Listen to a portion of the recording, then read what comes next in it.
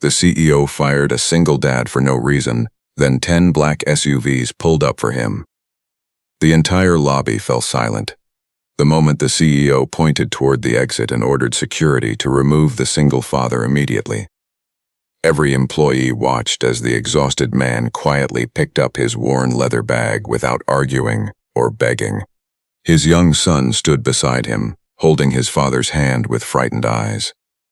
The humiliation seemed complete, but less than 5 minutes later, the sound of powerful engines echoed outside the company's headquarters.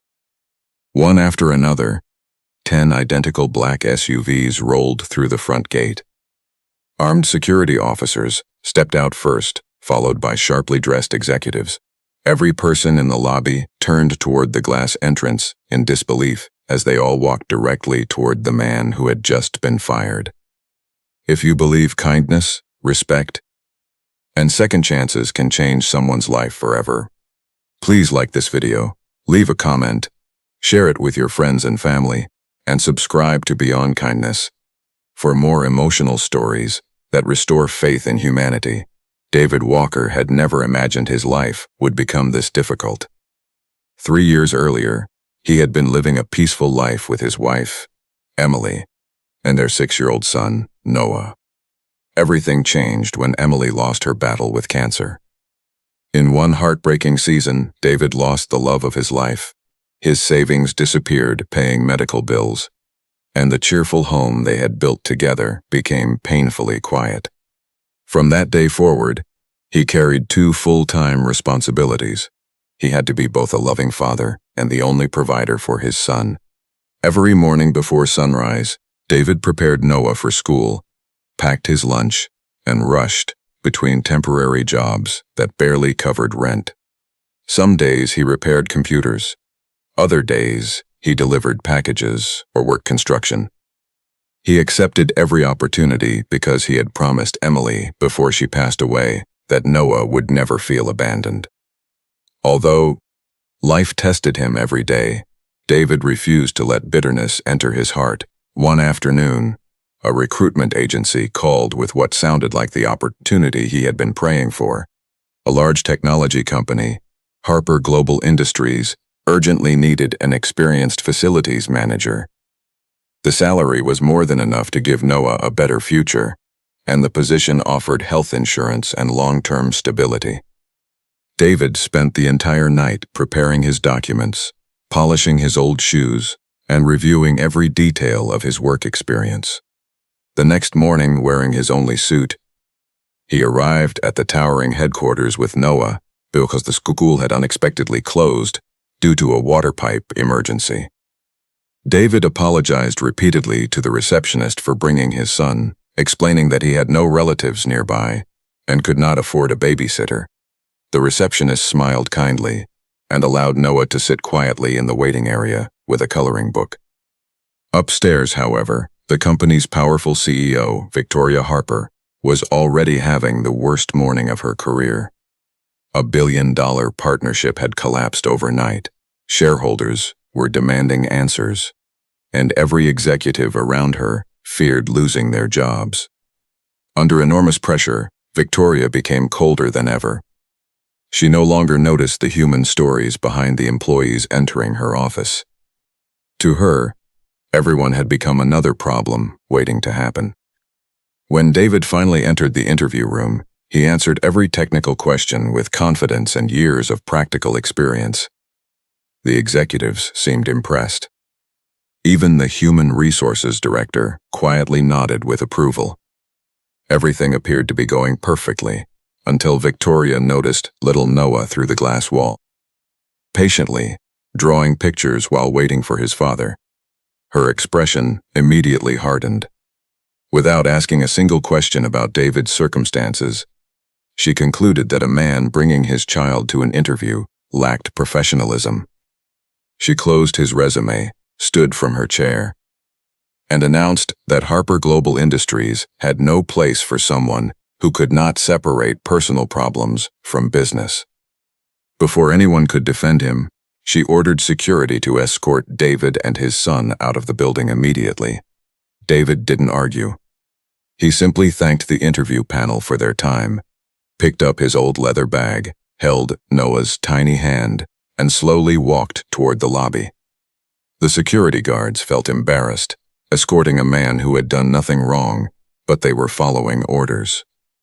Noah looked up at his father with confused eyes, wondering why adults could be so cruel. David forced a smile, hiding the heartbreak inside him. He whispered that everything would be all right, because life always had another door waiting to open. Even though he said those words confidently, deep inside he feared he had just lost the only opportunity that could have changed their lives. The moment they stepped outside the building, an unusual sound echoed through the street. One black SUV turned into the company driveway. Then another followed. Within seconds, 10 identical black SUVs lined up perfectly in front of Harper Global Industries. Their polished doors opened almost simultaneously as professionally dressed men and women stepped out, followed by elite security officers wearing discreet earpieces. Every employee standing near the entrance froze. People rushed toward the windows, trying to understand who could possibly deserve such an extraordinary arrival. To everyone's complete shock, the visitors ignored the CEO's entrance entirely. Instead, they walked straight toward David. The oldest executive in the group respectfully extended his hand before everyone watching.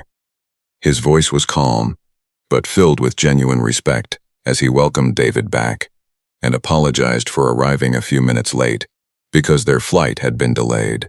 One by one, every executive greeted him warmly. Noah watched in amazement as one of them gently handed him a small gift bag filled with books and chocolates. Inside the building, Victoria stared through the glass doors in complete disbelief. She immediately demanded an explanation from her assistant. After several frantic phone calls, the truth finally emerged.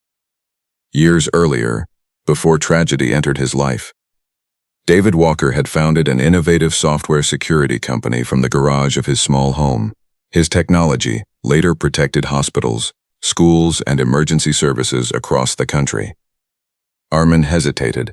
After his wife's illness, he quietly sold the company to an international investment group for hundreds of millions of dollars, so he could spend every remaining day beside Emily during her treatment.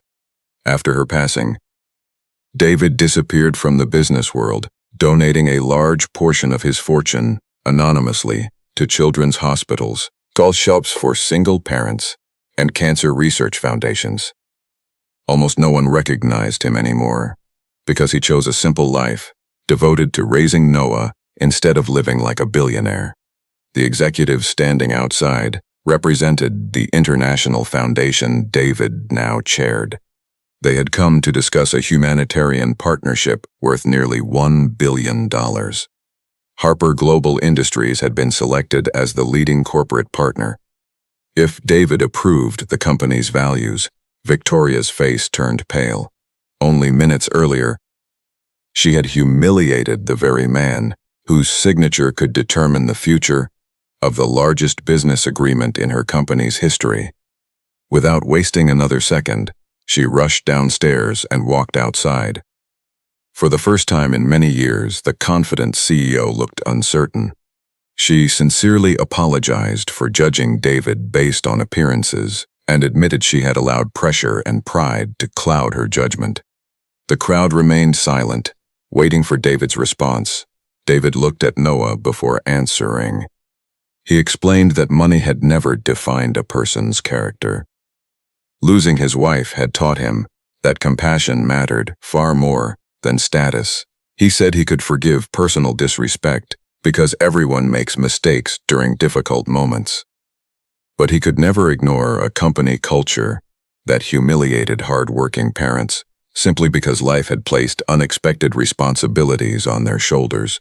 His words struck every employee standing nearby. Victoria lowered her head, realizing that David was absolutely right. Over the following weeks, Harper Global Industries underwent remarkable changes. New family-friendly workplace policies were introduced. Emergency childcare assistance became available for employees. Single parents received flexible schedules, paid family leave, and financial support during personal crises.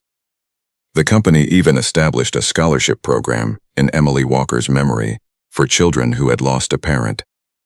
Only after witnessing these genuine changes did David agree to continue the billion-dollar partnership.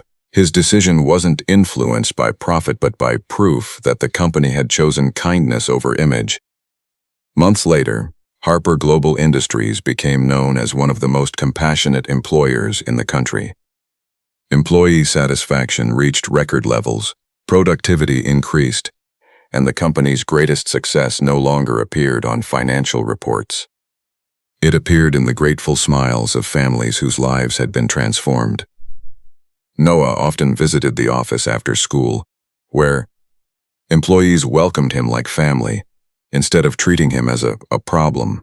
Watching her staff laugh with him reminded Victoria every single day of the lesson she almost learned too late. The strongest leaders are not those who command fear, but those who lead with empathy. Before this story ends, leave a comment below with the words, "Kindness is the greatest success." We'd love to know where you're watching from, and whether you believe compassion can truly change the world.